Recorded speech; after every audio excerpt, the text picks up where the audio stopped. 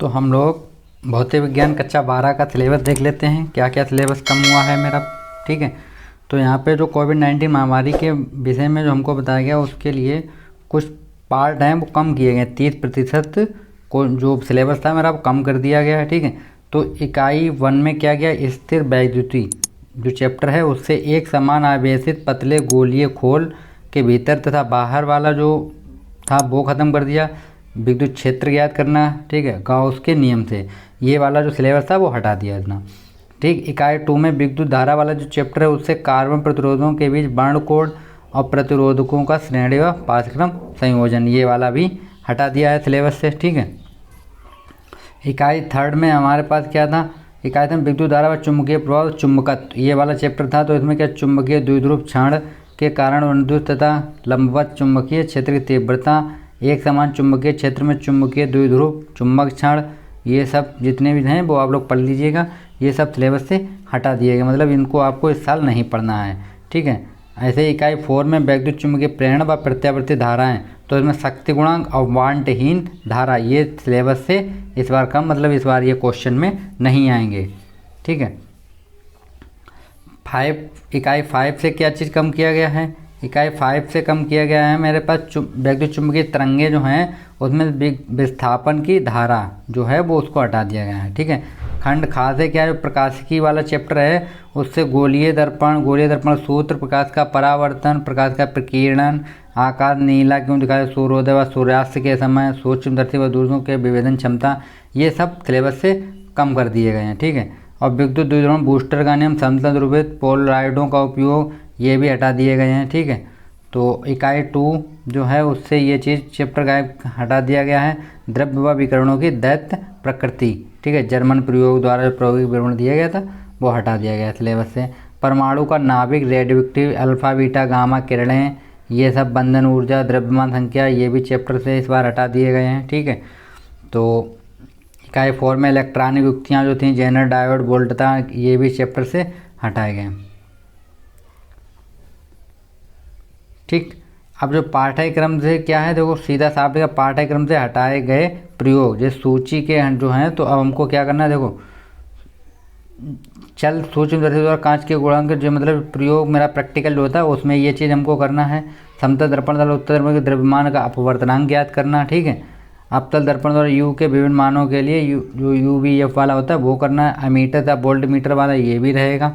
ठीक है, तो ये कुछ प्रैक्टिकल है मेरे पास। और खंड खा में ये वाले दिए गए हैं मेरे पास, विस्थापन दिए गए, धारा वहाँ पे PN डायोड वाला, जेनर डायोड। ठीक है, जेनर डायोड के अभिलाक्षिक वक्र की सहायता से उत्क्रम भंजन वोल्टता। ठीक है, तो और देख लेते हैं और क्या चीज़ है। और हमारे पास ये जो था NPN और NPN ट्रांजिस्टर जो थे दोनों, PNP और NPN ट्रांजिस्टर वो भी है। ठीक है, सिलेबस 70% कम किया। क्या क्या देखो आएगा पेपर कैसा आएगा, देखो हमारे पास 30 नंबर का प्रैक्टिकल होगा। ठीक है, 30 नंबर का प्रैक्टिकल होगा, तो कुछ इस टाइप का पेपर, 70 नंबर का पेपर होगा उसमें 30 प्रैक्टिकल के पेपर हो। न्यूनतम हमें कितना चाहिए, 33 नंबर चाहिए होंगे। ठीक है, तो शीर्षक क्या है, देखो वैद्युत स्थिति जो है उसमें से 8 नंबर का आएगा। ठीक है, धारा विद्युत वाले से 7 नंबर का आएगा, और विद्युत चुंबकीय प्रभाव से चुंबकत्व से कितने नंबर का, 8 नंबर का आएगा। ठीक है, अब वैद्युत चुंबकीय प्रेरण तथा प्रत्यावर्ती धाराएं कितने नंबर की, 8 नंबर की आएंगी। और वैद्युत चुंबकीय तरंगे जो हैं वो कितने नंबर आएंगी, 4 नंबर की आएंगी। ठीक है, तो टोटल कितने नंबर का हो जाएगा, टोटल हो जाएगा कुल 35 अंक का। कितने का होगा, 35 नंबर का। एक पेपर और 2 पेपर होते हैं फिजिक्स के। ठीक है, तो 35 का। फिर उसके बाद ये खंड 35 नंबर का ये होगा। ठीक है, लेकिन आपका जो पेपर है वो टोटल एक ही आया था पिछली बार, तो हो सकता है टोटल एक ही बार में दिया जाए। ठीक है, तो हमको जो सिलेबस में पढ़ना है वो क्या क्या पढ़ना है, देखो हमको इस बार सिलेबस में जो पढ़ना है वो स्थिर वैद्युतिकी जो है उससे हमको पढ़ना है क्या, वैद्युत आवेश वाला पढ़ना है, आवेश का संरक्षण, कूलाम। ठीक है, बीज बल, बहुत आवेशों के बीज बल, अध्यारोपित सिद्धांत, बस ये सब हमको पढ़ने हैं। ठीक है, तो आप लोग इसको आप अच्छे से वीडियो को पॉज करके देख लें क्या क्या आपको पढ़ना है। ठीक है, ये सब सिलेबस में दिया गया है ये वाला। ठीक है, तो ये सब हमको पढ़ना है, तो आप लोग देख लीजिएगा। ठीक है, आगे देखते हैं इकाई 2 में जो विद्युत धारा चैप्टर है इसमें 7 नंबर का आएगा। तो हमको इसमें क्या क्या पढ़ना है, इसमें हमको पढ़ना है बहुत चीज़ें। किरचॉफ का नियम है, हीट स्ट्रेन सेतु है, मीटर सेतु है, मीटर सेतु तो मोस्ट इम्पोर्टेंट है ये वाला, ठीक है। अनुप्रयोग हैं उसके, ये सब आपको पढ़ना है, ठीक है। इकाई थर्ड में हमको पढ़ना है और ये बायो सेवर्ट नियम, धारावाही लूप, एम्पियर का नियम, ये सब हमको सब पढ़ने हैं, ठीक है। जो चैप्टर कम किया गया वो हम ऊपर बता चुके हैं। आगे देखते हैं हम लोग। चैप्टर 4 से हमारे पास जो दिया गया है 8 नंबर का आएगा, इस चैप्टर से 8 नंबर का आएगा, ठीक है। क्या क्या पढ़ना है हमको, जो AC जनित्र ट्रांसफार्मर के बारे में पढ़ना है, LCR, LC परिपथ, ये सब, EMF ज्ञात करना, ये सब हमको पढ़ना, लेंज का नियम पढ़ना है, ठीक है। भंवर धाराएँ, स्वप्रेरण, अननोन प्रेरण, प्रत्यावर्ती धारा, ये सभी पढ़ने हैं हमको, ठीक है। और वैद्युत धारा में हमको क्या है, इनके अभिलाक्षिक वक्र केवल गुणात्मक, ये वैद्युत चुम्बकीय तरंगों के अनुप्रस्थ प्रकृति, वैद्युत चुम्बकीय स्पेक्ट्रम, ये हमको सब परावैंगनी एक्स किरणें, गामा किरणें, बीच सब पढ़नी है, ठीक है। चलिए प्रकाशिकी वाले चैप्टर से हमको पढ़ना है प्रकाश का अपवर्तन, पूर्ण आंतरिक परावर्तन, इसके प्रयोग, ठीक है, ये सब हमको पढ़ना है। दूरदृष्टि दोष, ये सब हमको पढ़ने हैं, ठीक है।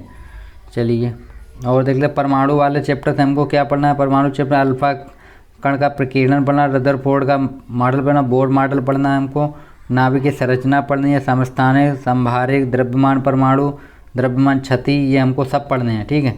और यहाँ पे हमको इलेक्ट्रॉनिक युक्तियों में क्या, ठोसों में ऊर्जा बैंड, चालक, कुचालक, अर्धचालक, अर्धचालक, डायोड, ये सब हमको पढ़ने हैं। फोटो डायोड, सेल है जो, दिष्ट धारा, ये सभी हमको पढ़ने हैं, ठीक है।